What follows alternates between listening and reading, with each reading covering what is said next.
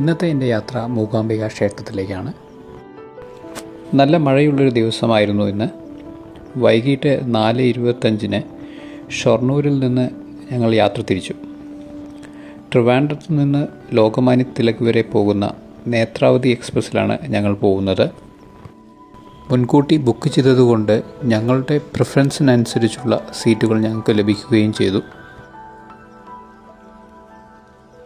പുലർച്ചെ 1:30 മൂകാംബിക റോഡ് ബയന്ദർ സ്റ്റേഷനിൽ ഞങ്ങൾ ഇറങ്ങി. അവിടെ നിന്ന് വീണ്ടും 1 മണിക്കൂർ പ്രൈവറ്റ് ടാക്സിയിൽ യാത്ര ചെയ്ത് ഞങ്ങളുടെ താമസ സ്ഥലത്ത് എത്തിച്ചേർന്നു. ക്ഷേത്രത്തിനടുത്തുള്ളൊരു ലോഡ്ജിലാണ് ഞങ്ങൾ താമസിച്ചത്. നല്ലൊരു ലോഡ്ജായിരുന്നു. നല്ല രീതിയിൽ മെയിൻറ്റെയിൻ ചെയ്തിട്ടുണ്ട്. ഞങ്ങൾ 2 റൂമാണ് ബുക്ക് ചെയ്തിട്ടുണ്ടായിരുന്നത്.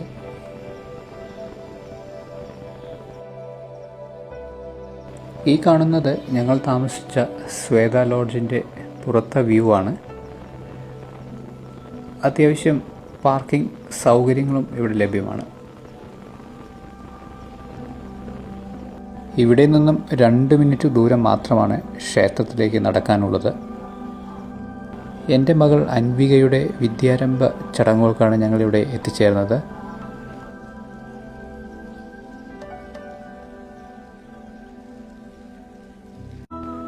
ഫ്രഷായതിനു ശേഷം ഞങ്ങൾ ക്ഷേത്രത്തിലേക്ക് നടക്കാൻ തുടങ്ങി. ക്ഷേത്രത്തിനുള്ളിലേക്ക് പോയതിനു ശേഷം വിദ്യാരംഭ ചടങ്ങിനുള്ള ടിക്കറ്റ് ഞങ്ങൾ വാങ്ങിച്ചു. 200 രൂപയാണ് പേ ചെയ്തത്. ഈ കാണുന്ന സരസ്വതി മണ്ഡപത്തിലാണ് ഈ ചടങ്ങുകൾ നടക്കുന്നത്. കുട്ടിയുടെ അച്ഛനും അമ്മയ്ക്കും കൂടെ ഇരുന്ന് ഈ ചടങ്ങുകൾ നടത്താവുന്നതാണ്. അൻവിയുടെ വിദ്യാരംഭം കഴിഞ്ഞ് ദർശനവും നടത്തി ഞങ്ങൾ പുറത്തേക്ക് വന്നു. മൂകാംബിക ദേവിയുടെ പ്രദക്ഷിണത്തിനു വേണ്ടി ഒരുക്കി നിർത്തിയിരിക്കുന്ന ഒരു തേരാണിത്. അല്പസമയത്തിനകം പ്രദക്ഷിണം ആരംഭിച്ചു. ഇത് നല്ലൊരു അനുഭവമായിരുന്നു. അത്യാവശ്യം നല്ല മഴയുണ്ടായിരുന്നു. പക്ഷേ ഈ മഴയൊന്നും ഈ ചടങ്ങുകളെ ഒരിക്കലും ബാധിക്കുന്നുണ്ടായിരുന്നില്ല. എല്ലാവർക്കും ഈ പ്രദക്ഷിണത്തിൽ പങ്കുചേരാവുന്നതാണ്. 3 തവണ ഈ ക്ഷേത്രത്തിന് ചുറ്റും ഈ പ്രദക്ഷിണം നടക്കുന്നത് ഞാൻ കണ്ടു. ഞാൻ ആദ്യമായിട്ടാണ് ഈ ക്ഷേത്രത്തിൽ വിസിറ്റ് ചെയ്യുന്നത്. നല്ലൊരു പോസിറ്റീവ് എനർജി എനിക്ക് ഫീൽ ചെയ്യാൻ സാധിച്ചു. പ്രദക്ഷിണം അവസാനിച്ച് ദേവിയെ തേരിൽ നിന്നും ഇറക്കി ഉള്ളിലേക്ക് കൂട്ടിക്കൊണ്ടുപോകുന്ന ഒരു ചടങ്ങാണ് ഇവിടെ നടക്കുന്നത്.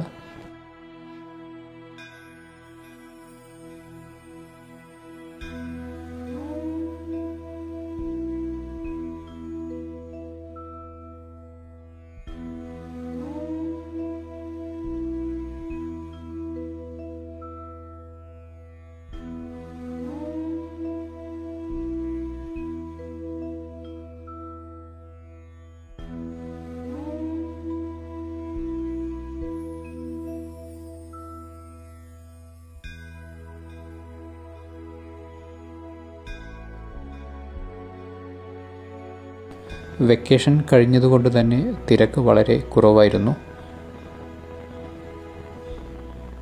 കുറച്ച് വഴിപാടുകളും ചെയ്തു, പ്രസാദവും വാങ്ങിച്ചു. ഈ കാണുന്നത് ഇവിടുത്തെ ഒരു പ്രധാന വഴിപാടാണ്, നെയ്വിളക്ക്. കുറേ ആളുകൾ ഈ വഴിപാട് ചെയ്യുന്നത് ഞാൻ കണ്ടു. ദർശനവും വഴിപാടുകളും കഴിഞ്ഞ് ഞങ്ങൾ പുറത്തേക്ക് വന്നപ്പോൾ വരാഹമിഹിരൻ എന്ന കഥകളി അവിടെ സ്റ്റേജിൽ നടക്കുന്നുണ്ടായിരുന്നു. കുറച്ചു സമയം അവിടെ ഇരുന്ന് കഥകളി ആസ്വദിച്ചു. അത്യാവശ്യം നല്ല തിരക്കുണ്ടായിരുന്നു. ഈ കാണുന്നത് വരാഹമിഹിരൻ എന്ന കഥകളിയുടെ അവസാന ഭാഗമാണ്. ഞങ്ങൾ താമസിക്കുന്ന ലോഡ്ജ് അടുത്തായതുകൊണ്ട് തന്നെ ഞങ്ങൾക്ക് ക്ഷേത്രത്തിൽ പലതവണ വരുവാനും ദർശനം നടത്തുവാനും സാധിച്ചു. കൂടാതെ ഇവിടെ ഉച്ചയ്ക്കും വൈകിട്ടും അന്നദാനവും നൽകുന്നുണ്ടായിരുന്നു.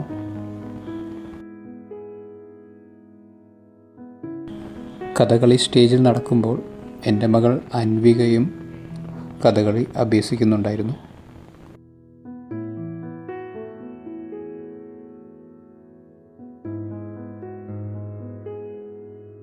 ഫാമിലിയോടൊപ്പമുള്ള ദർശനവും അൻവികയുടെ വിദ്യാരംഭവും കഴിഞ്ഞ് മൂകാംബികാ ദേവിയുടെ നന്ദിയും പറഞ്ഞ് ഞങ്ങൾ നാട്ടിലേക്ക് മടങ്ങി.